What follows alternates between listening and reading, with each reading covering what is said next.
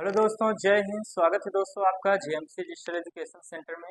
दोस्तों, आज हम आपको बताने जा रहे हैं 2024-25 का जो न्यू सिलेबस है साइंस के, उसके बारे में आज हम आपको बताएंगे।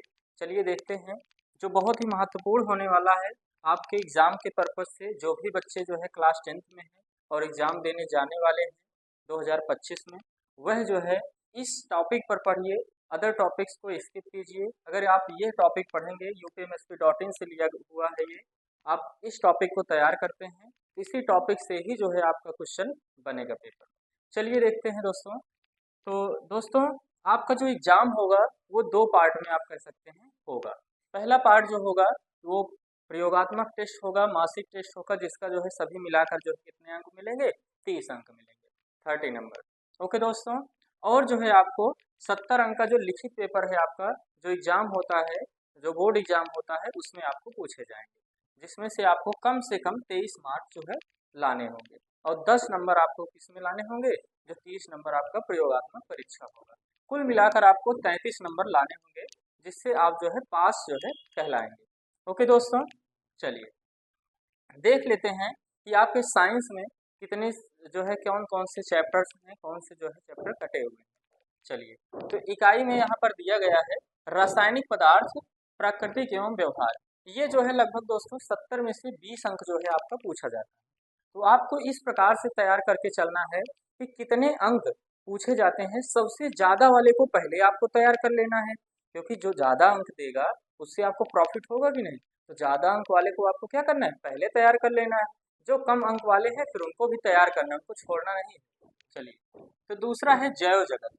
जैव जगत की जो इकाई है उसमें भी आपको जो है 20 मार्क्स जो है आपको मिलेंगे। चलिए अगला देखते हैं, अगला है प्राकृतिक घटनाएं। प्राकृतिक घटनाएं में दोस्तों आपको 12 अंक कुल प्राप्त होंगे अगर आप इसे पढ़ते हैं। विद्युत का प्रभाव, जिसमें आपको 13 अंक जो है, ये सब जो है नोट कर लीजिए। आप कोई कॉपी पेन लिए हो उसमें जो है नोट कर लीजिए प्रॉपर कि कितने अंक बनते हैं इस जो है इकाई से। चलिए, और उसके बाद है प्राकृतिक संसाधन, जो 5 नंबर का आता है। इससे जो है इसमें सभी इकाई में कितने कितने प्रश्न जो है लेसन्स हैं उसको देखते हैं। कुल मिलाकर 70 नंबर हो गया। अब जो है इसमें देखते हैं, पहली इकाई जो है रासायनिक पदार्थ और प्राकृतिक एवं व्यवहार। इसमें जो है पहला चैप्टर है रासायनिक अपक्रियाएं। रासायनिक अपक्रियाएं में दोस्तों है रासायनिक समीकरण को संतुलित करना, और जो है जो रासायनिक अपक्रियाओं के प्रकार जो है संयोजन अपक्रिया, वियोजन अपक्रिया, विस्थापन अपक्रिया, द्विविस्थापन अपक्रिया, इस प्रकार के जो है ये दिया गया है। आपको जो है पीडीएफ के रूप में प्रोवाइड करा दिया जाएगा, या फिर आप कॉपी पेन लिए हो तो लिख लीजिए। चलिए, नहीं तो आप upmsp.in से डाउनलोड कर सकते हैं पाठ्यक्रम 2024-25। अब दूसरा चैप्टर है आपका दोस्तों अम्ल, क्षार एवं लवण। तो इसमें जो है जो चीजें हैं दी गई हैं, जैसे कि H और OH आयनों का आधार पर जो है पीएच मान निकालना, ठीक है ना। और अम्ल, क्षार, लवण की परिभाषाएं, उनके सामान्य गुणधर्म उदाहरण सहित जो है आपको लिखने होंगे अगर आता है पेपर में। पीएच मान का उदाहरण लिखना है, इसका जो है लगभग जो संबंधित क्वेश्चंस आते हैं उनको आपको लिखना है। जैसे कि और भी चीजें दी जाएंगी इसमें, विरंजक चूड़, बेकिंग सोडा, धावन सोडा, प्लास्टर ऑफ पेरिस का निर्माण विधि और उनके उपयोग भी आपको याद करके जाना है। चलिए, अगला चैप्टर है आपका धातु एवं अधातु, मेटल एंड नॉन मेटल। तो इसमें देखते हैं दोस्तों, पहला है टॉपिक, इसमें आपको याद करके जाना है। तो कार्बनिक यौगिकों में सॉरी, इसमें धातु व धातु के गुणधर्म आपको याद करके जाना है। फिर उसके बाद जो है आयनिक यौगिकों का निर्माण और उनके गुणधर्म, सक्रियता श्रेणी और धातु कर्म की आधारभूत विधियां, और संक्षारण और उसका निवारण, ये आपके टॉपिक हैं। इन जो है टॉपिक को ही आपको जो है धातु धातु में पढ़ना है। ओके दोस्तों, चलिए कार्बनिक यौगिक, ये चैप्टर है कार्बनिक यौगिक, ये चैप्टर है। कार्बनिक यौगिक में आपको क्या पढ़ना है, तो कार्बनिक यौगिक में पढ़ना है, कार्बनिक यौगिक में सहसंयोजी आबंध पढ़ना है, और कार्बन का सर्वोत्मुखी प्राकृतिक पढ़ना है, और जो है समजातीय श्रेणी, प्रयोगात्मक समूह वाले कार्बनिक यौगिकों को, जैसे हो गया हैलोजन हो गया, एल्कोहल हो गया, कीटोन हो गया, एल्डिहाइड हो गया, इन सब के बारे में आपको पढ़ना है। ओके, चलिए। और जैसे नाम पद्धति हो गया, मतलब कि अगर मान लीजिए दे देते हैं इसका नाम लिखना है, ठीक है ना, CH3 दे दिया जिसका नाम लिखना है, इस प्रकार से आपको क्वेश्चंस को हल करके जाना है। और संतृप्त हाइड्रोकार्बन और असंतृप्त हाइड्रोकार्बन आपको ये भी पढ़ के जाना है, बहुत ही महत्वपूर्ण होने वाला है। ओके दोस्तों, और इनके बीच अंतर, कार्बनिक यौगिकों के रासायनिक गुणधर्म जैसे दहन, ऑक्सीकरण, संकलन और प्रतिस्थापन, इस प्रकार के टॉपिक को आपको पढ़ के जाना है।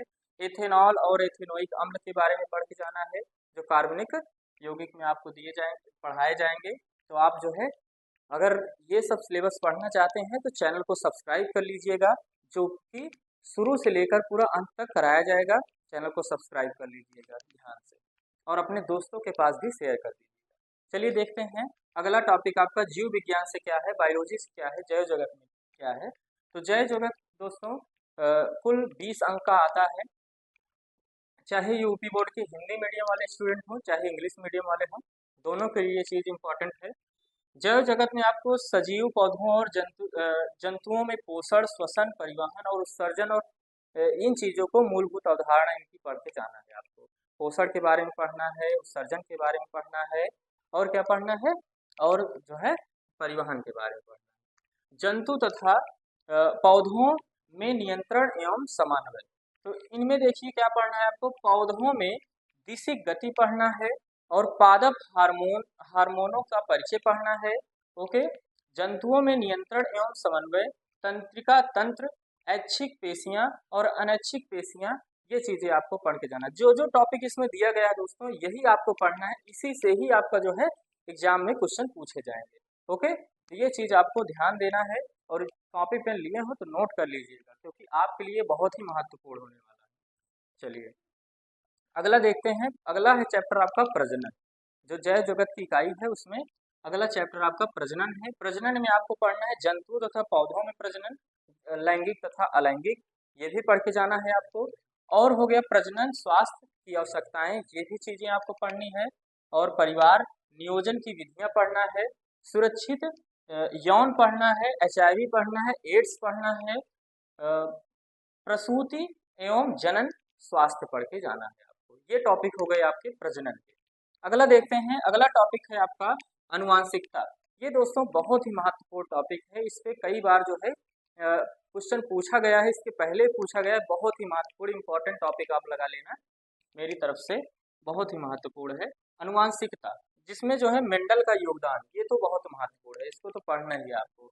लक्षणों का वंशागति के नियम, ठीक है ना, ये मेंडल के योगदान का जो है इसमें टॉपिक वाइज दिया गया है। मेंडल किस प्रकार से जो है पौधों पर नियम का जो है अनुवांशिकता का नियम बताए हैं, और लिंग निर्धारण की संक्षिप्त परिचय, ये चीजें आपको पढ़ना है।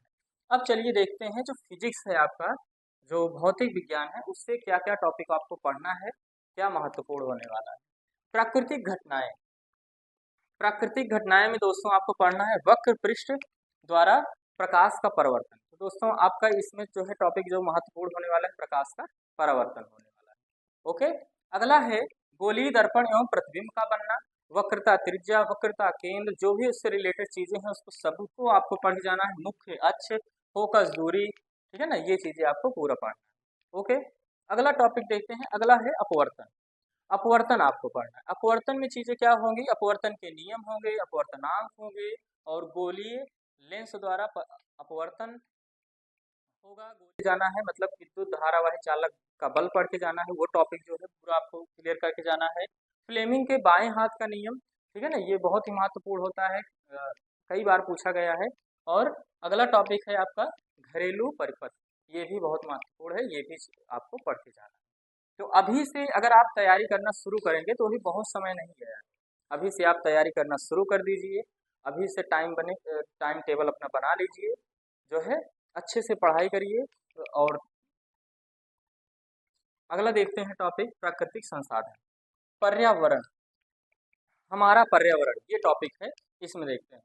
तो इसमें है परितंत्र, पर्यावरण की समस्या, ओजोन परत का अपक्षयन, और है अपशिष्ट उत्पादन, और है निवारण, अपशिष्ट उत्पादन और उसके निवारण, ये पढ़ के जाना है। जैव निम्नीकरण पढ़ के जाना है, और अजैव निम्नीकरण पदार्थ पढ़ के जाना है। ये चीजें आपकी हैं प्राकृतिक संसाधन से, जो 5 नंबर के पूछे जाएंगे। तो इस प्रकार से आपको अपने तैयारी को बनाना है, जिससे आप भी जो है टॉपर बन सके, आप भी अच्छा से अच्छा जो है नंबर गेन कर सकें। तो अपने आप को आज से ही डेवलपमेंट कर लीजिए, विकसित कर लीजिए और एक टाइम टेबल बना लीजिए, जिससे जो है आपका जो है पढ़ाई निरंतर चलता रहे। और इसी टॉपिक को आप तैयार कीजिए, जिससे जो है यही टॉपिक पूछे जाएंगे जो UPMSP.in पर दिए गए हैं, इससे बाहर का कुछ नहीं पूछा जाएगा। इस प्रकार से आप तैयार कीजिए अपनी चीज़ों को, जिससे जो है आपको अच्छा से अच्छा नंबर प्राप्त हो सके। और चैनल पर बने रहिए, चैनल को सब्सक्राइब कर लीजिए इसके सारे सिलेबस को शुरू से लेकर अंत तक पढ़ने के लिए। और अपने जो साथी हैं क्लास 10th वाले, उनको भी भेज दीजिएगा, जिससे उनको भी फायदा हो सके। ओके दोस्तों, जय हिंद, जय भारत।